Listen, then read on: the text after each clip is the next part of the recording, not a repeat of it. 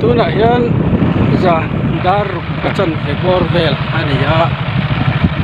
e thian pa ma chana khol hring ni ba thla zum lo ma tangin poina zum nuwa an veng chu thil khen du lo na lem tir man poin kan kongen so pa chu chu idang yin zu ko ra thian pa ma chuan an min ka thla ko na ma bai ka kan pura boy thim deuh to kan vel in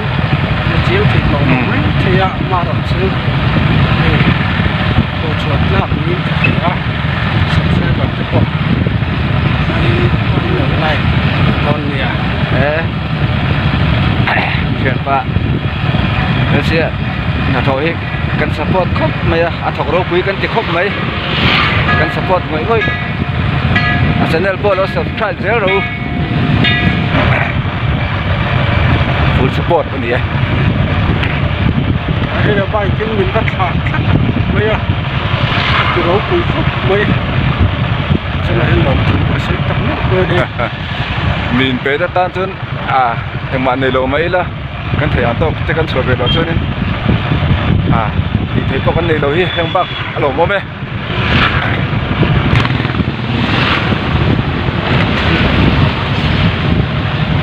sang luôn con cần khen trẻ ba ấy lu tan itu apa sih oh sang luôn con à cái nó mẹ cái này cái này ya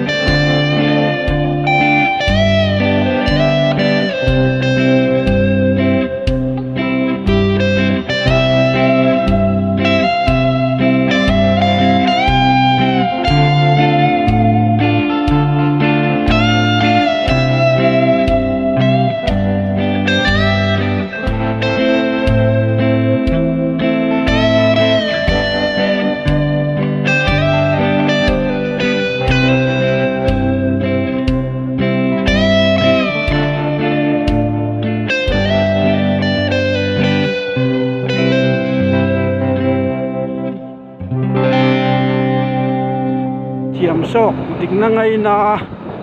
dầu phạt thì anh làm tiếng sâu dơ thì ta quên là ngà hình à hiền để con khót tăng